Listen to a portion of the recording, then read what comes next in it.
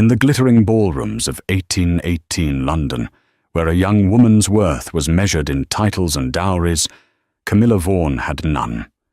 She was a shadow, a penniless orphan, living on the bitter charity of her aunt, destined for a life of quiet servitude. They saw her as plain, powerless, and utterly insignificant, but they knew nothing of the sharp mind that hid behind her downcast eyes. One night, amidst the cruel whispers and dismissive glances, the most powerful man in England, the cold and unapproachable Rhys St. Clair, Duke of Ulverston, did the unthinkable. He strode through the stunned crowd, and before the highest echelons of society, he placed his ducal signet ring, the symbol of his immense power and legacy, directly onto her trembling hand. The gasp that swept the room was only the beginning. This wasn't a fairy tale. It was an act of war. And Camilla, the girl they thought was a pawn, was about to become its queen. The air in the Marchioness of Pemberton's ballroom was a suffocating concoction of expensive French perfume, beeswax, and wilting gardenias. It clung to the damask curtains and settled like a fine dust on the shoulders of the unimportant. Camilla Vaughan counted herself among them. For the third time that evening, a footman, his nose held high, had attempted to take her glass of lemonade, assuming she had finished with it, simply because she was standing alone in an alcove, partially obscured by a monstrous fern. "I am still drinking this, thank you," she said, her voice barely a whisper, yet firm enough to make the young man flush before offering a clipped bow and retreating. Camilla was 20 years old, and in the 2 seasons she had been paraded through the London Tun, she had become an expert in the art of invisibility. It was a skill honed by necessity.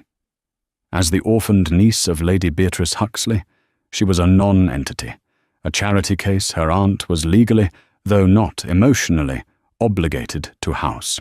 Lady Huxley made sure Camilla felt the weight of that obligation in every threadbare gown she was forced to re-stitch, in every cold portion of dinner she was served, and in every dismissive glance that slid past her as if she were part of the furniture.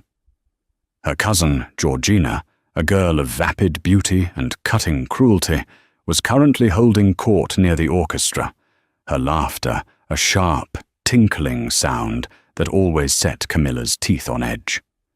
Georgina was the diamond of the family. Camilla was the pebble in their shoe.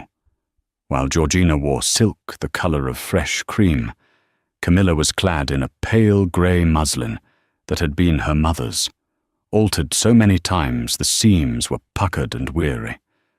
It made her blend into the marble walls, which was, she knew, precisely her aunt's intention.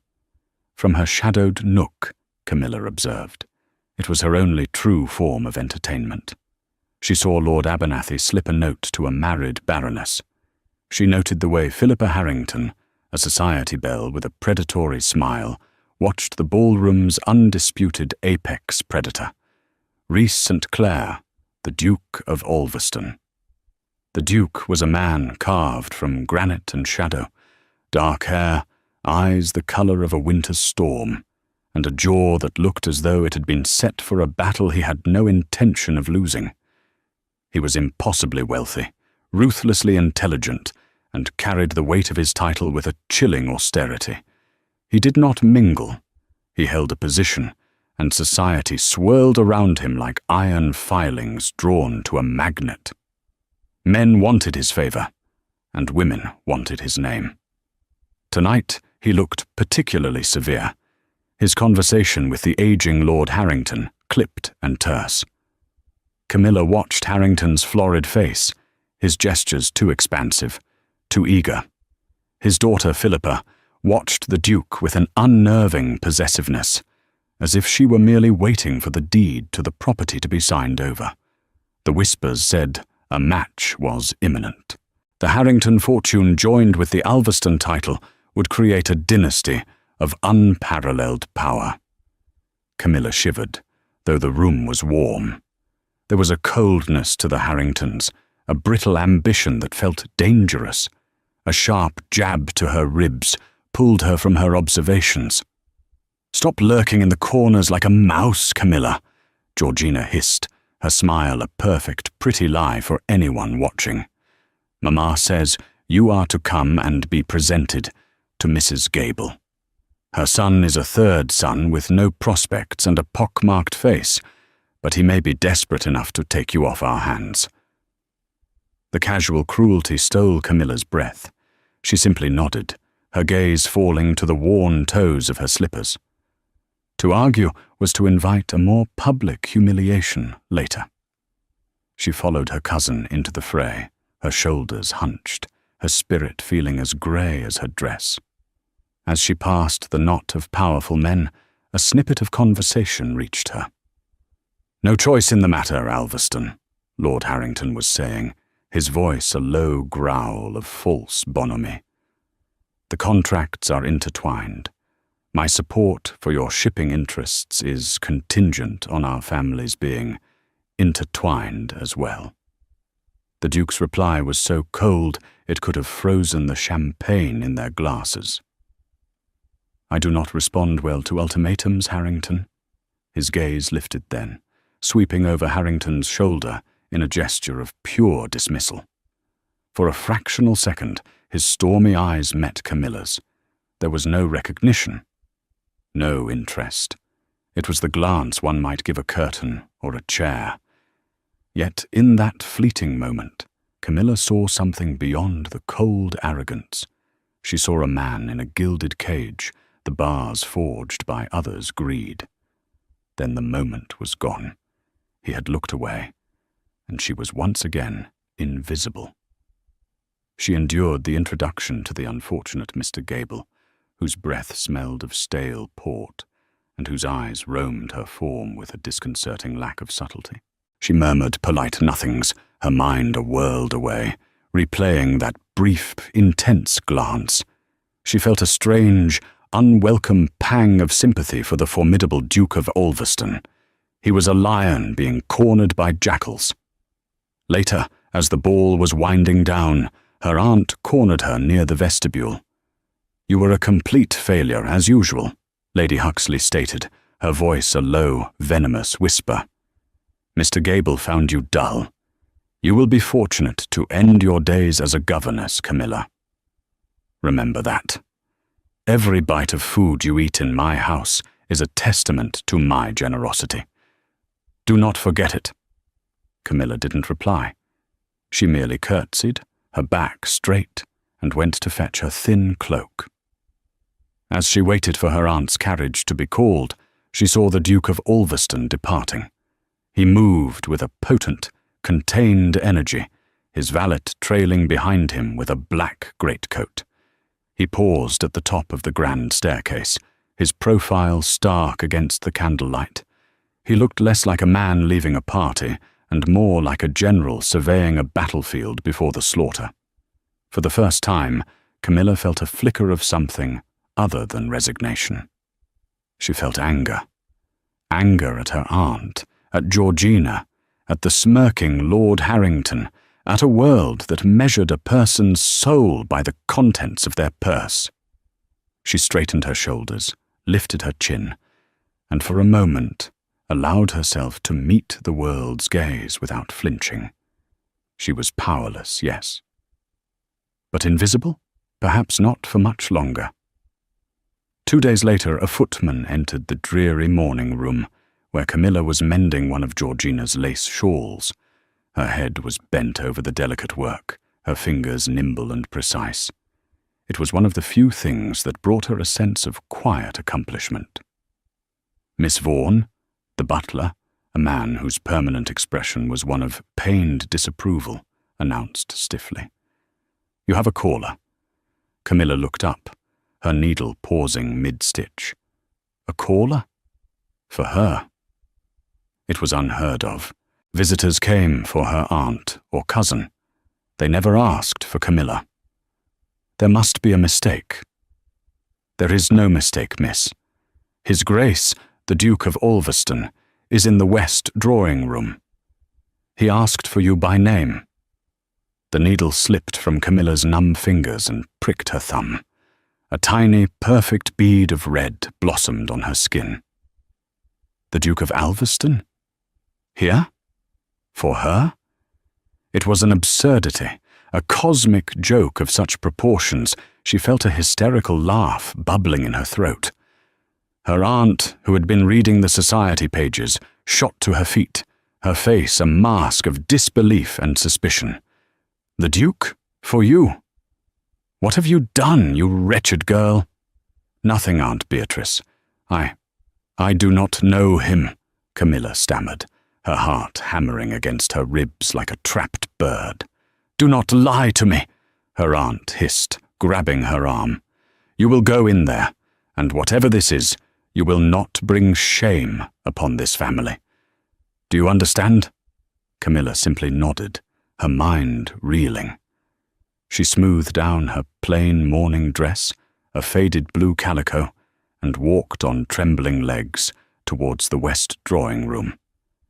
The room was the grandest in the house, reserved for the most important guests.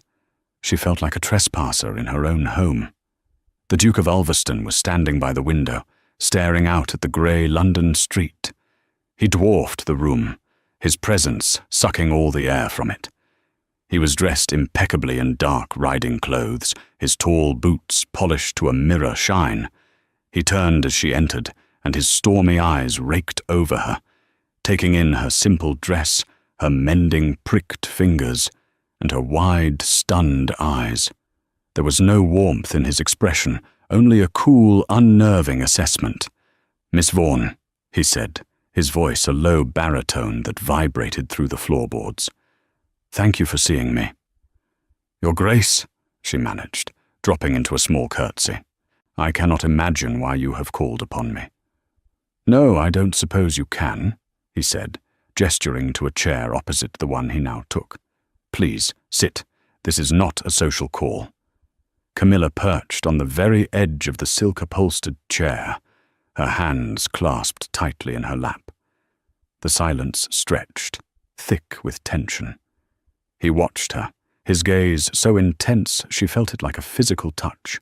He seemed to be weighing every aspect of her being. Finally, he spoke. "Miss Vaughan, I have a proposition for you. It is unconventional, and it will require your utmost discretion and, I believe, your fortitude." She waited, her mind a blank slate of confusion. "I find myself in a delicate position," he continued, his words chosen with surgical precision. "Certain parties are attempting to force my hand in a matter of marriage. Specifically, Lord Harrington wishes me to marry his daughter, Philippa. He has leveraged certain business arrangements to make his offer. Persuasive." The curl of his lip at the word persuasive was filled with contempt. "I have no intention of marrying Miss Harrington," he stated flatly. "To do so would be to hand a man I neither like nor trust a key to my entire life.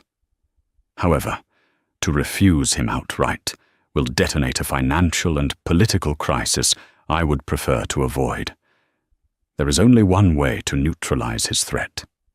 He leaned forward slightly, his gaze locking with hers.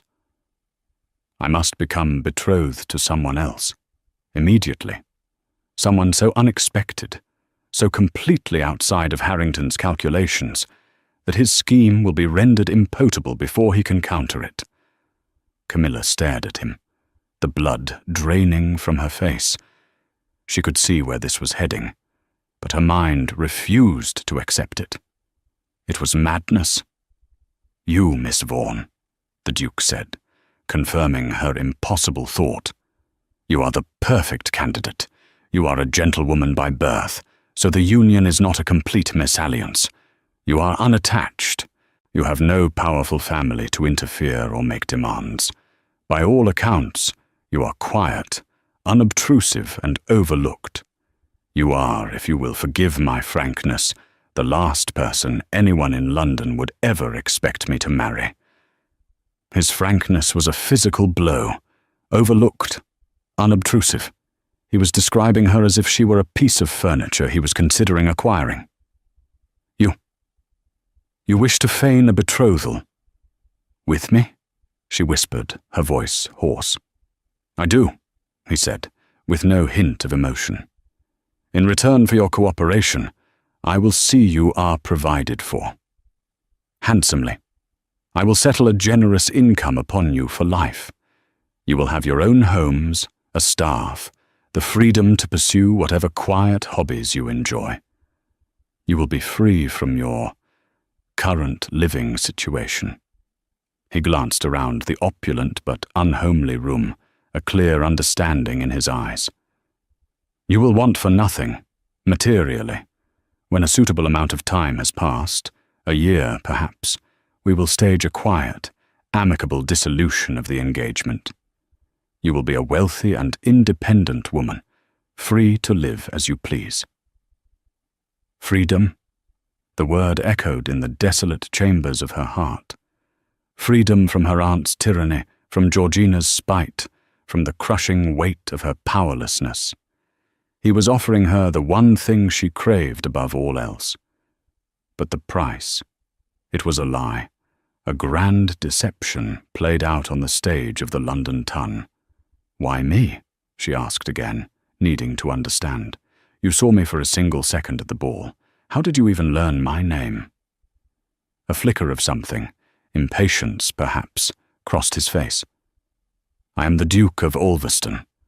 When I require information, I acquire it. I saw you at the Pemberton ball. You were watching everything, but you were participating in nothing.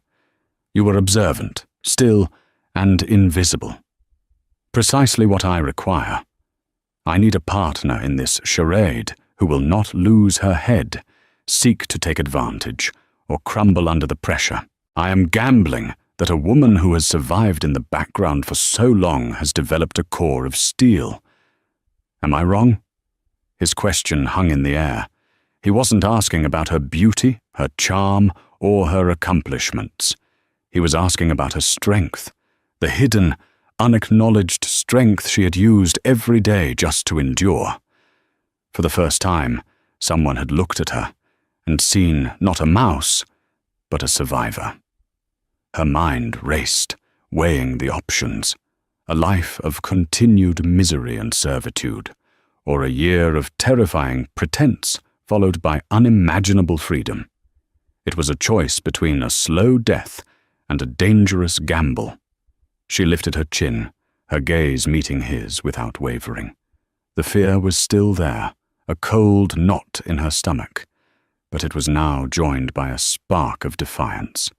He had called her unobtrusive and overlooked. He was about to discover what a quiet woman could do when she was finally given a chance. "And what do you require of me, Your Grace?" she asked, her voice clear and steady. "What are the terms of my performance?" A ghost of a smile, so faint it was barely there, touched the Duke of Ulverston's lips. It did not reach his eyes, but it was an acknowledgement, a concession. He had not been wrong in his assessment. "The terms are simple," he said. "You will act the part of my beloved fiancé. You will be convincing. You will trust my lead in all public matters. And you will tell no one, the truth of this arrangement. In return, I offer you my name, my protection, and ultimately, your freedom. Do we have an agreement, Miss Vaughan?" Camilla took a deep breath, the scent of beeswax and her aunt's expensive polish filling her lungs for what she hoped was one of the last times. She thought of Georgina's snare and her aunt's cold disdain. She thought of a life where she could read books without having them snatched away for a chore, or walk in a garden that was her own. "We have an agreement, Your Grace." The music hall at Harrington House was the most sought-after invitation of the week. It was a calculated display of power and cultural superiority by Lord Harrington, a velvet-gloved fist to remind society of his influence. It was, the Duke of Ulverston had decided, the perfect theatre for their opening act. For 3 days, Camilla had been a prisoner of her own astounding secret. The Duke had sent a note by courier. "Be at Harrington House On Thursday evening. I will handle the rest." He had also sent a box. Inside, nestled on a bed of midnight blue velvet, was a gown of shimmering silver-grey silk. It was simple, elegant, and exquisitely made. It was more beautiful than anything she had ever owned. There was also a pair of matching slippers and a small, discreet diamond pin. There was no note of affection, only a card that read, "A necessity for the role." Her aunt had been apoplectic. "A gown? From whom? You will not wear it. You are consorting with someone, I know it. You will bring ruin upon us." "It is from a distant relation of my mother's," Camilla had lied, her voice surprisingly steady. "A small inheritance." The lie was flimsy, but her aunt's greed momentarily outweighed her suspicion. She examined the silk, her eyes narrowing. "Well, it's about time that side of the family proved useful. Do not spill anything on it." Walking into the Harringtons' ballroom on her aunt's arm, Camilla felt as though she were walking to her own execution. The silver-grey dress shimmered under the chandeliers, drawing more attention than she was accustomed to. She felt exposed, a fraud. She could feel Philippa Harrington's sharp eyes sweep over her, a flicker of disdain in them as she noted the newcomer who dared to look so elegant. Then she saw him. The Duke of Ulverston was standing near the grand piano, a figure of dark, formidable grace. He looked bored, his expression a mask of aristocratic ennui. But as Camilla entered the room, his eyes found hers. For a breathless moment, the entire crowded, noisy room seemed to melt away. He gave her the barest hint of a nod, a silent command. Now. Her heart hammered. This was it. She excused herself from her glowering aunt and began to make her way through the crowd, aiming for a relatively empty spot near the French doors that led to the terrace. It was the most terrifying walk of her life. She could feel the weight of dozens of curious glances. Who is that girl? Before she could reach her destination, a voice, dripping with saccharine venom, stopped her. "Miss Vaughan, how unexpected to see you in such fine feathers. Did you raid your cousin's wardrobe?" It was Philippa Harrington, flanked by two of her sycophantic friends. Philippa was stunning in a gown of deep crimson, a clear statement of her passion and confidence. Camilla froze, the old familiar shame washing over her. But then she remembered the Duke's words, a core of steel. She remembered his offer of freedom. She would not be this woman's victim. "Miss Harrington," Camilla said, her voice quiet but cool, "the gown is my own. I am so glad you approve." Philippa's painted smile tightened. "I did not say I approved. Grey is so drab, the color of mice." Before Camilla had to think of a reply, a deep voice cut through the air behind her. "On the contrary, I find it the color of a dove, elegant, refined, and rare." The Duke of Ulverston had moved with silent speed. He now stood beside Camilla, his presence a palpable shield. He had not even glanced at Philippa. His gaze was fixed entirely on Camilla, and it held a warmth that was utterly, convincingly false, yet it made her knees weak. The change in the atmosphere was instantaneous. Philippa Harrington's face went white with shock and fury. Her friends stared, their mouths agape. Whispers erupted around them like brush fire. "Your Grace," Philippa stammered, recovering slightly. "I was just welcoming Miss Vaughan." "I am sure you were," the Duke said, his tone icy. He then extended his hand to Camilla. "My dear, will you join me on the terrace? The air in here has suddenly become rather oppressive." He called her my dear. Camilla placed her trembling hand in his, and a jolt, real and unexpected, shot up her arm. His grip was firm, possessive. He led her through the stunned crowd towards the terrace, the whispers following them like the rustle of dry leaves. On the cool, moonlit terrace, he did not release her hand. "You handled that well," he said, his voice low. "I was terrified," she admitted. "Courage is not the absence of fear," he replied, turning to face her. The moonlight silvered the angles of his face, making him look even more remote and powerful. "It is acting in spite of it. Now, for the final act. Are you ready?" She nodded, her throat too tight for words. He took a step closer, his gaze sweeping the ballroom through the open doors. He could see Lord Harrington approaching, his face a thundercloud. He could see Lady Huxley, her fan fluttering in agitation. He could see the entire room watching them. "Camilla?"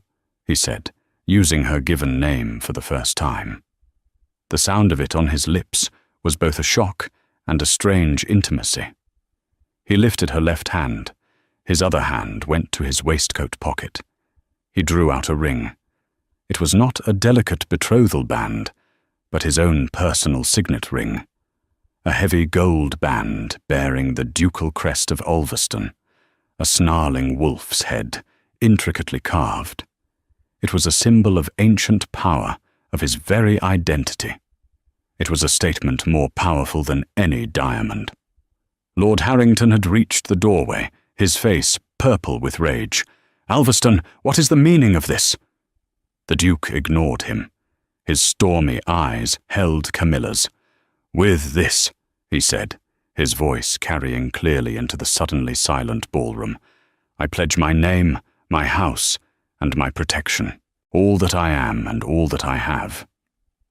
Then, slowly, deliberately, before the astonished eyes of the most powerful people in London, Rhys St. Clair, the Duke of Ulverston, slid the heavy signet ring onto the third finger of Camilla Vaughan's left hand. It was too large, of course, but it sat there, a solid, undeniable weight. A claim. A collective gasp swept through the ballroom. Philippa Harrington let out a small, strangled cry. Lady Huxley looked as if she might faint. Camilla stared at the ring on her hand, the cold, heavy gold, a shocking reality against her skin. She was no longer Camilla Vaughan, the invisible woman, the poor relation. She was, to all the world, the chosen future of the Duke of Ulverston. She lifted her eyes to his, and saw in them not the warmth of a lover, but the glint of a co-conspirator, a fellow soldier in a war that had just been declared. The fury of their audience was a tangible thing, a wave of shock and outrage. Lord Harrington took a step forward, his hand clenched into a fist. "You will regret this, Ulverston." The Duke simply turned, placing Camilla's hand possessively on his arm. "I doubt that very much," he said coolly, and with the powerless girl at his side, he faced the storm he had just unleashed. The journey to Ulverston House was a silent, tension-filled blur. Camilla sat opposite the Duke in his perfectly sprung carriage, the heavy signet ring a constant, weighty presence on her finger. She had wrapped a ribbon around the base to keep it from slipping off, a practical, humbling reminder of the artifice of it all. The fury she had left behind at Harrington House was a distant roar, but the immediate, intimidating presence of the Duke was all-consuming. Ulverston House was not a house, it was a fortress of wealth and power, occupying an entire side of a prestigious London square. A phalanx of servants in the Duke's dark blue and silver livery lined the cavernous entry hall. At their head stood a severe, grey-haired woman whose posture was as rigid as her expression. "Mrs. Croft," the Duke said, his voice echoing in the marble hall. "This is Miss Vaughan, my fiancée. You will see to it that the Duchess's suites are prepared for her immediately. She will be taking up residence here." Every servant in the line, including the formidable Mrs. Croft, registered a flicker of profound shock before their professional masks slammed back into place. Camilla felt 100 pairs of eyes assessing her, judging her plain travelling cloak, her lack of a lady's maid, her very existence. Mrs. Croft, the housekeeper, gave a stiff curtsy. "Your Grace." "Miss Vaughan." "Of course, it will be done." Her tone implied that a volcano erupting in the drawing room would also be done with the same stoic displeasure. "Miss Vaughan will require a new wardrobe, everything she needs," the Duke continued, stripping off his gloves. "Engage the best modistes, and hire a suitable lady's maid for her.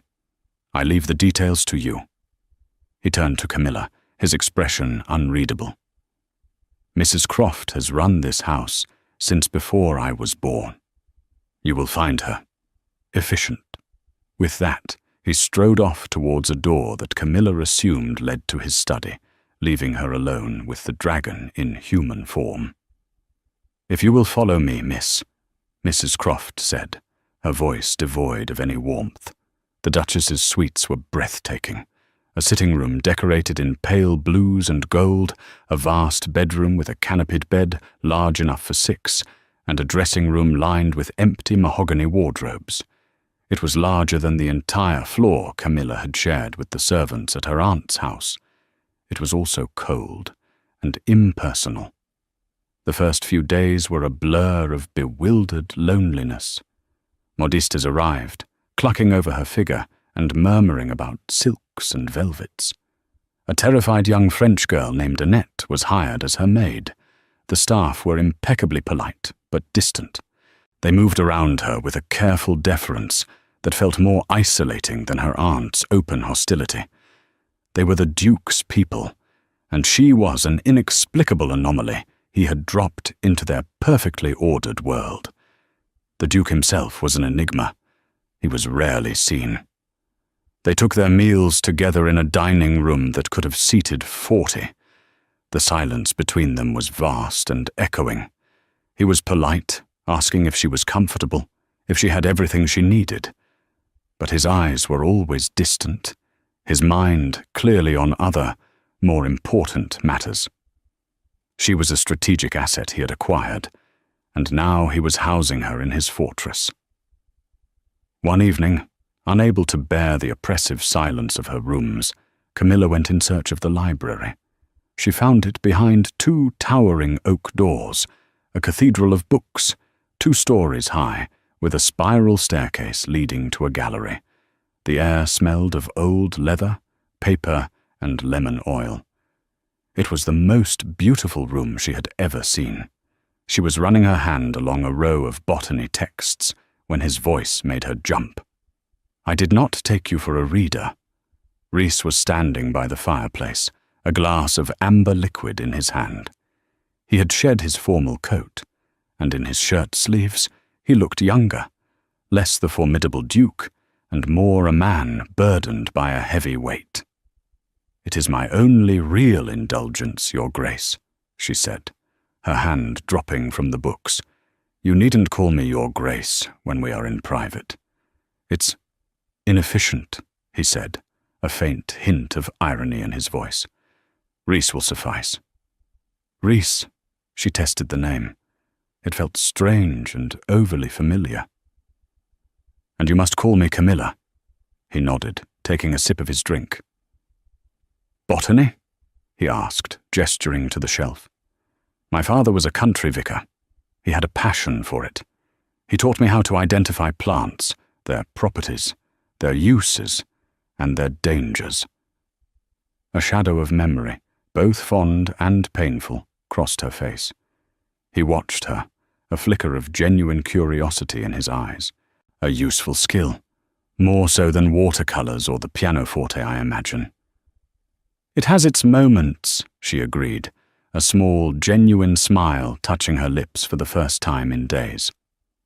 The moment of connection was broken by the arrival of a footman with a letter on a silver tray. Rhys took it, and as he read the contents, his entire demeanor changed. The brief thaw vanished, replaced by a glacial coldness. His jaw tightened, and the hand holding the glass went white at the knuckles. "Is everything all right?" Camilla asked tentatively. He looked up, his eyes seeming to look straight through her. "It is nothing that concerns you," he said, his voice clipped and final. He tossed the letter into the fire, where it flared and turned to black ash. "Enjoy the library. I have work to do." He left without another word. Camilla stood alone in the vast, silent library, the warmth from the fire doing little to ward off the chill that had descended. He had let her in, just a crack, and then slammed the door shut. She was his fiancée, his partner in deception, but she was a world away from his actual life, from the real dangers that prompted their arrangement.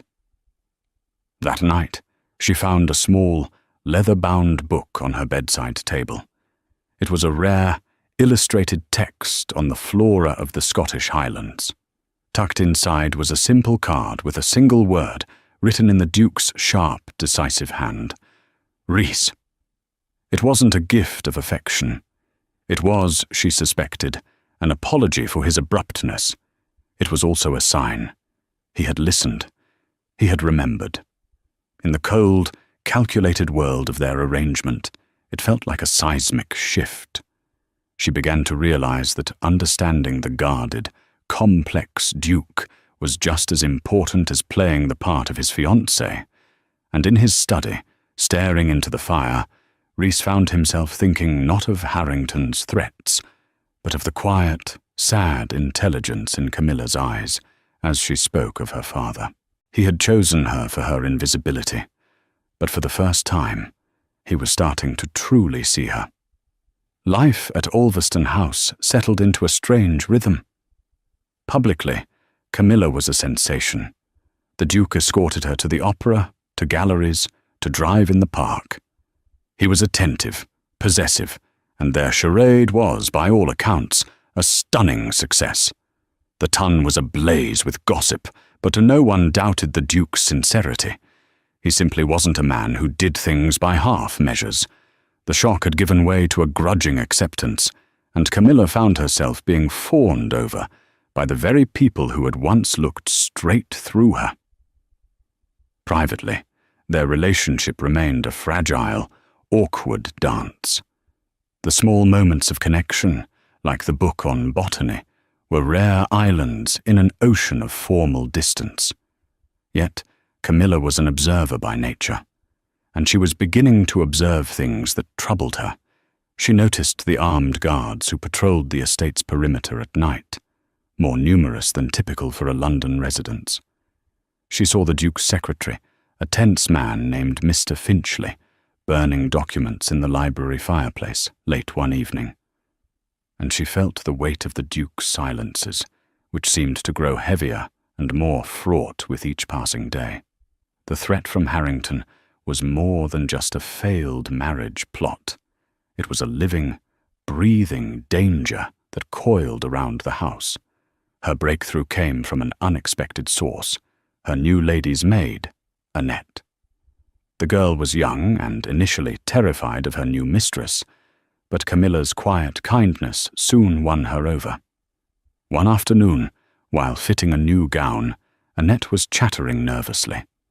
"It is so good of His Grace to take you in, miss," she whispered, her hands fumbling with the pins, "especially with all the troubles." "Troubles?"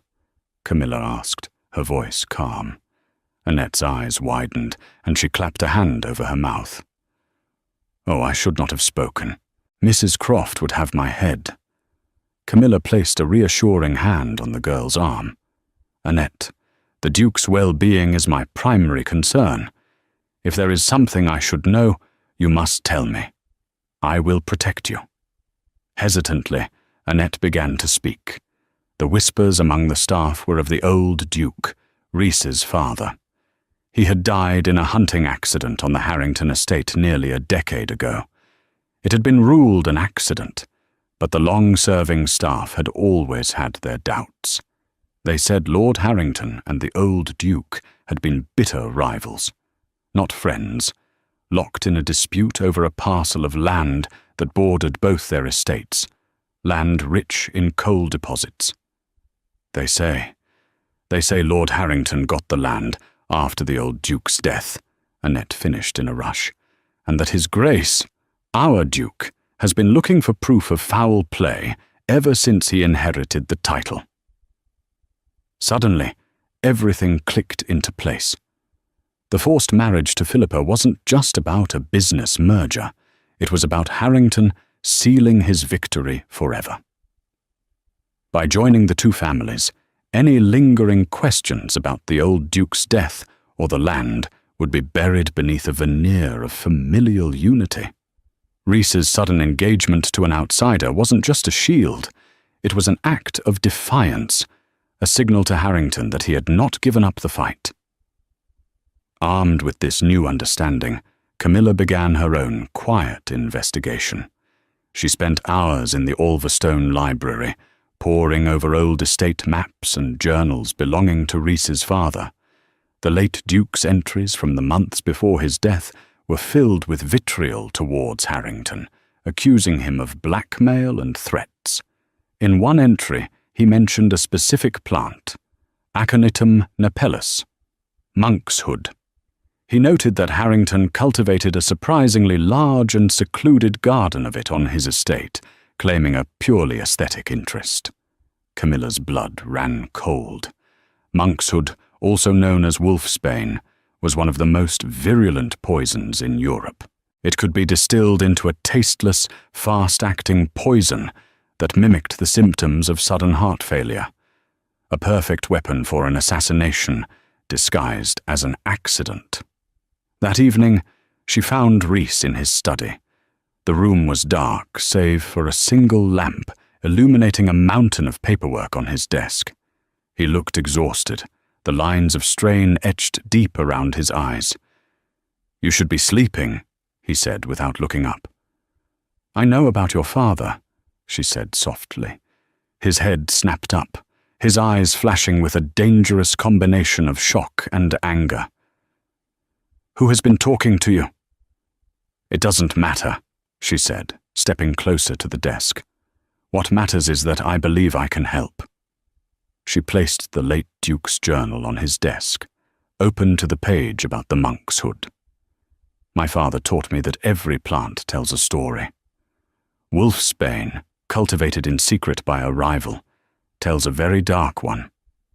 Rhys stared at the journal, then back at her, his expression unreadable. For a long moment, the only sound was the ticking of the grandfather clock in the corner. "This is my battle, Camilla," he said, his voice rough. "I put that ring on your finger to keep you out of it, not to drag you into the heart of it." "You put that ring on my finger and made me your partner," she countered, her voice ringing with a strength she didn't know she possessed. "You underestimated Lord Harrington once. Do not make the same mistake with me. You are looking for proof in ledgers and letters. But this isn't about money, Rhys. It's about murder. And the proof you need might not be written in ink, but grown in the earth." He stood up and walked to the window, his back to her. She had crossed a line. She had pushed her way into the one part of his life he had kept locked away. She expected him to dismiss her, to order her from the room. Instead, he spoke, his voice low and strained. The magistrate at the time was in Harrington's pocket. The physician who examined the body was his cousin. Every official avenue was a dead end. All I have are whispers and my own certainty. He turned back to face her, and in his eyes she saw not the powerful Duke, but the ghost of a grieving son who had been fighting a lonely war for a decade. "What are you proposing?" he asked. "Harrington believes I am a vapid nobody, your latest folly," she said, her mind racing. "Philippa will soon be forced to extend a social olive branch, to pretend we are friends for the sake of appearances. I will accept. I will get myself invited to their country estate. I will find that garden, and I will find your proof."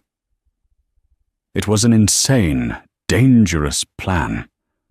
But as Rhys looked at the quiet, determined woman standing before him, the woman he had chosen for her invisibility, He realized she was the most formidable ally he could ever have hoped for. She was his secret weapon. "It's too dangerous," he said, though his voice lacked conviction. "Being powerless is dangerous," Camilla replied softly. "You have given me a taste of power, Your Grace. Let me show you how I intend to use it."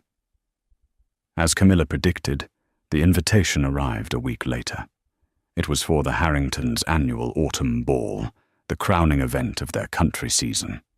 Philippa's accompanying note was a masterpiece of feigned cordiality, speaking of a desire to put unfortunate misunderstandings behind them. It was a trap, and they all knew it. Rhys was adamantly against her going, but Camilla was resolute. "They expect you to keep me locked away in London," she argued during a tense discussion in the library. "My presence there, on your arm, will be the height of arrogance. It will infuriate them, and angry men make mistakes. Philippa will be so focused on trying to humiliate me, she won't notice what I am truly doing." Reluctantly, Rhys agreed. He trusted her intelligence, but the thought of her inside that nest of vipers gnawed at him. He sent a small, trusted team of his own men ahead, disguised as tradesmen and gamekeepers, to watch the estate. The Harrington country estate, Oakwood Manor, was a monument to new money trying to imitate old. It was grand, but lacked the soul of a place like Alveston. As they arrived, Camilla felt the oppressive weight of the family's ambition in every gilded cornice and polished statue. Lord Harrington greeted them with a smile that was all teeth. "Alveston, so good of you to come, and you've brought your charming fiancé." Philippa was at his side, looking radiant in emerald green. "Miss Vaughan," she said, her voice like honey laced with arsenic. "Welcome to our home. I do hope you won't find the country air too robust for your delicate constitution." The evening was a trial by fire. Philippa and her friends took every opportunity to isolate Camilla, making veiled insults about her family, her former poverty, her taste. But Camilla was no longer the shrinking wallflower. With the Alverstone signet ring a heavy, reassuring weight on her hand. A finer, more feminine version had been made, but she often wore the original on a chain beneath her bodice. She met their barbs with cool, unshakable poise. She had the Duke's name. She was untouchable. While Rhys kept Lord Harrington occupied with talk of politics, Camilla executed her plan. Pleading a headache, she slipped away from the ballroom, with the ever-loyal Annette acting as a lookout. Using a map she had memorized from the Alveston archives, she found her way through the servants' corridors and out into the sprawling gardens. The moon was high and bright. She moved quickly, a grey shawl covering her glittering ball gown, until she found it, hidden behind a high brick wall and a locked iron gate. The Poison Garden. It was larger than the late Duke's journal had suggested.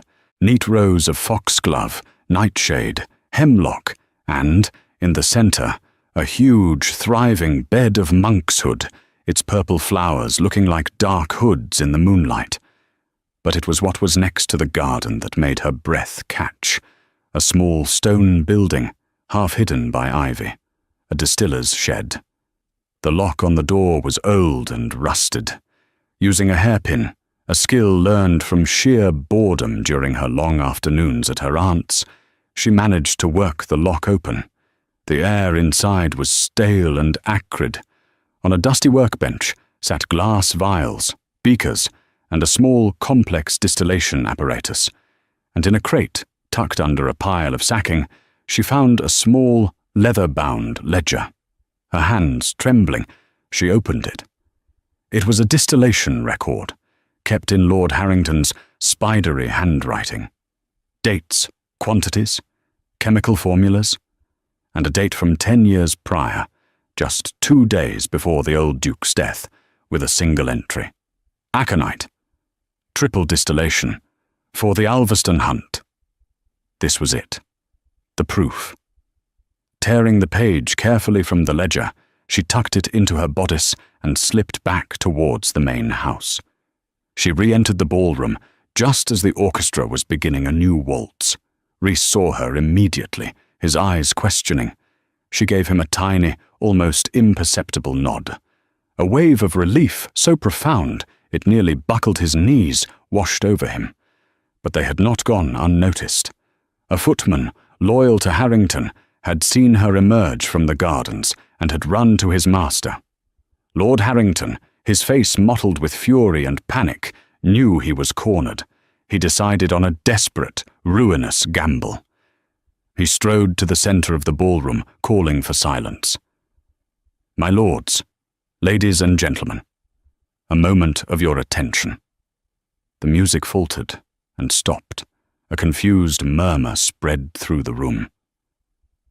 "It has come to my attention," Harrington announced, his voice booming with false indignation, "that we have a charlatan in our midst.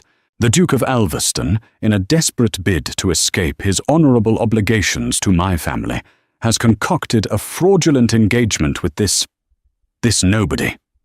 He pointed a shaking finger at Camilla. Gasps filled the room. Philippa looked on with a triumphant smirk. "He has preyed upon this poor, impressionable girl," Harrington continued, filling her head with nonsense to use her as a shield for his own cowardice. Ask him to tell you of the love he bears her. He cannot, for it is a lie." All eyes turned to Rhys and Camilla. It was the ultimate test. Their entire charade was about to be ripped apart. Rhys's hand clenched. He could deny it, of course, but it was his word against a powerful peer. But it was Camilla who stepped forward, her voice ringing out with surprising clarity. "It is you who are the liar, Lord Harrington." She moved to the centre of the room, a figure of quiet, silver-grey defiance. "You speak of honour, yet you have none. You accuse the Duke of deception to cover a crime far, far worse." "What is this nonsense?" Harrington blustered. "I believe it is this," Camilla said, pulling the damning page from her bodice. She did not read it aloud. Instead, she walked directly to the most powerful man in the room, besides Rhys, the elderly Earl of Kenwood, a man known for his unimpeachable integrity and his long friendship with Rhys's father. "My Lord Kenwood," she said, her voice steady. "You knew the late Duke of Alveston well. Perhaps you would recognize the details in this record, which I have just removed from Lord Harrington's private poison distillery, hidden behind his garden wall." She handed him the page. The Earl's face, already pale, turned to ash as he read it.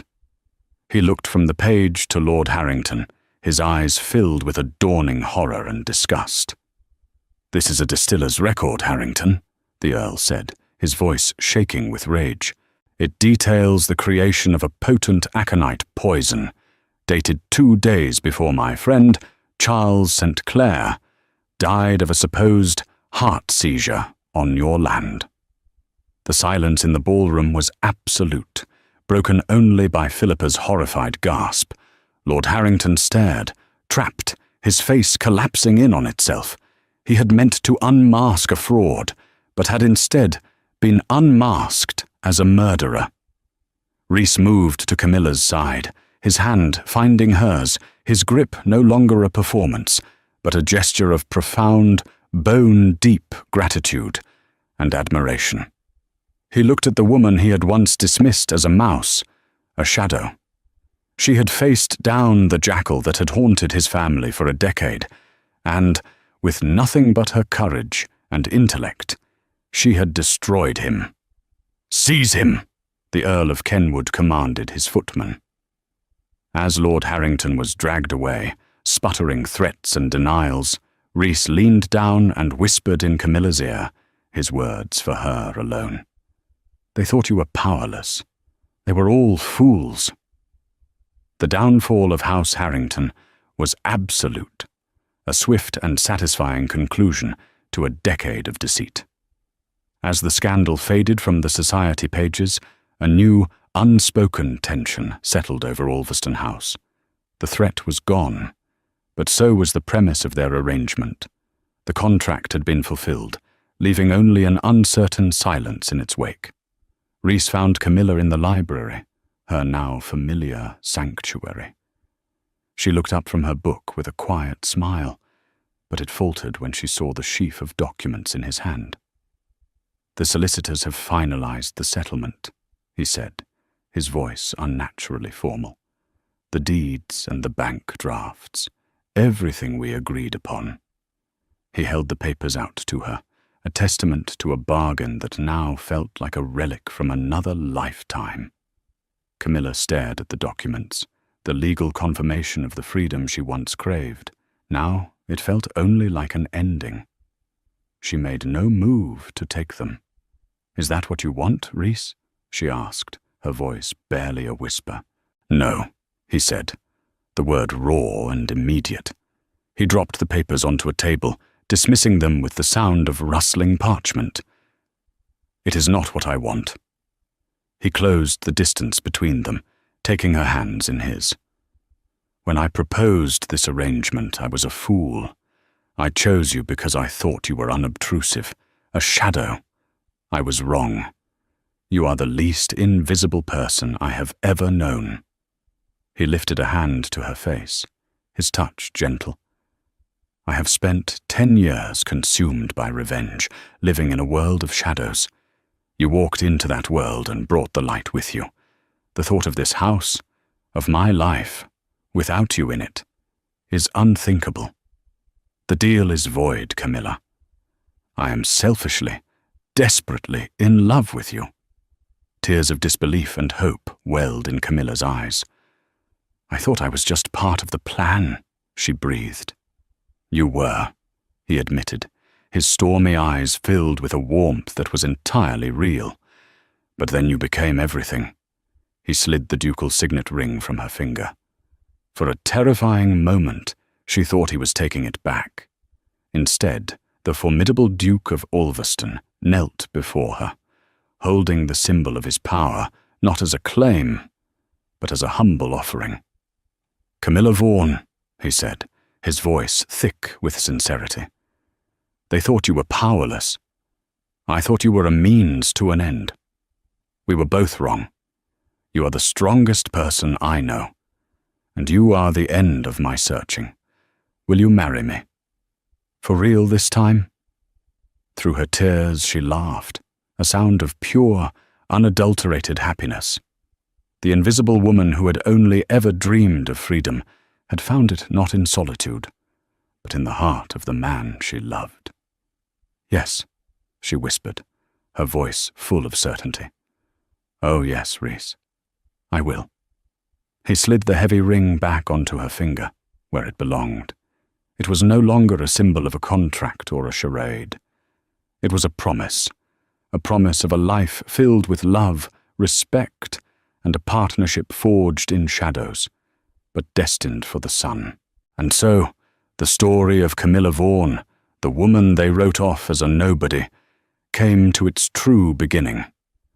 Her journey wasn't about a magical transformation from servant to princess. It was about the world finally opening its eyes to the power that was inside her all along.